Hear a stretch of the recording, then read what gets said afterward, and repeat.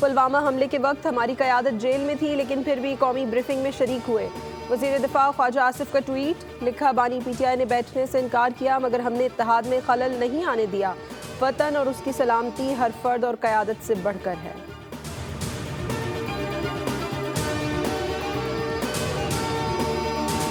نائب وزیر اعظم اسحاق ڈار کا روسی وزیر خارجہ سے ٹیلی فونک رابطہ، علاقائی امن اور شفاف تحقیقات میں پیشکش کا اعادہ، کہا پاکستان اپنی خود مختاری اور قومی مفاد کا ہر حال میں تحفظ کرے گا۔ روسی وزیر خارجہ کا خطے کی صورتحال پر اظہار تشویش، مسائل کے حل کے لیے سفارتکاری کی اہمیت پر زور دیا۔ روسی وزیر خارجہ نے کہا فریقین کو اشتعال انگیزی سے بچتے ہوئے تحمل کا مظاہرہ کرنا چاہیے۔ اور بھارتی حکومت کی مسلم دشمنی اب انتہا کو پہنچ گئی، انسانیت، انصاف اور اخلاقیات سب کو رون ڈالا۔ پاکستانی خاتون کو صرف مسلم ہونے پر ڈیپورٹ کر دیا گیا، 2 برس کی معصوم بچی ماں سے جدا ہو کر رو رو کر نڈھال۔ باپ کا کہنا ہے بچی نے 3 روز سے کچھ نہیں کھایا، فیصلے پر نظر ثانی کی جائے، لواحقین کی دہائی۔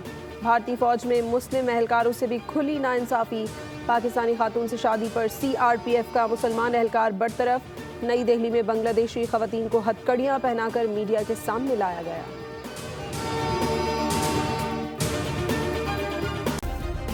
سبسکرائب کریں اور بیل دبائیں تاکہ کوئی خبر رہ نہ جائے۔